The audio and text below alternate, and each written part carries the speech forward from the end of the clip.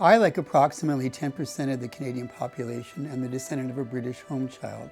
My grandmother was sent to Canada in 1913 at the age of 10.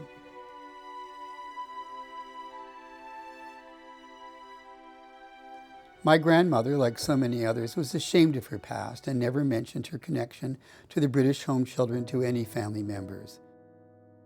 It is only because of the research of my late wife that my family became aware of this, almost 30 years after my grandmother's death. Many British home children were abused emotionally, physically, and sexually by their placement families. Also, they were often looked down upon as undesirables by their Canadian-born neighbors and schoolmates. Contrary to popular belief, many of the home children were not orphans, but were poor children who were sent to Canada despite the protestations of their families.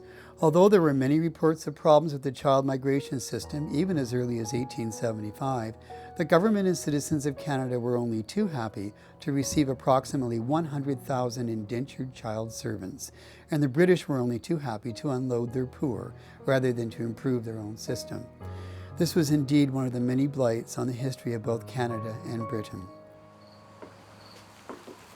Several years ago, my wife and I purchased a wooden box from a local antique dealer.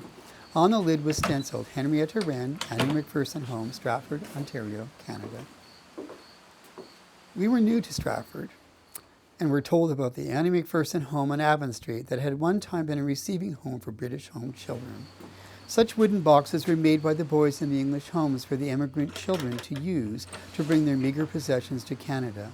My wife researched Henrietta Wren and found out that Henrietta had been shipped to Canada at 7 years of age with her younger sister. They were no longer wanted by their stepmother. Henrietta eventually moved to St. Catharines, where she was a domestic servant. Annie MacPherson, a Scottish evangelical Quaker and philanthropist who pioneered child immigration to Canada, opened a home of industry in London, England.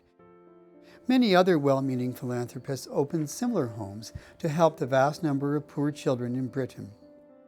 Children were sent from her institution and others in Britain to her receiving homes in Stratford, Galt, which is now part of Cambridge, Belleville, and Knowlton, Quebec. From the receiving home, the children were sent to live with farmers and others in the vicinity. My grandmother did not stay in Stratford, but rather in the Bernardo-run Hazelbury in Peterborough. The house at 51 Avon was built in the 1870s and occupied by Annie MacPherson's home from 1883 to 1919.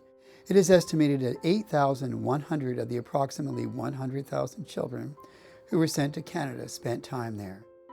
The current building is the west wing of the original. The east wing was damaged by fire in 1923.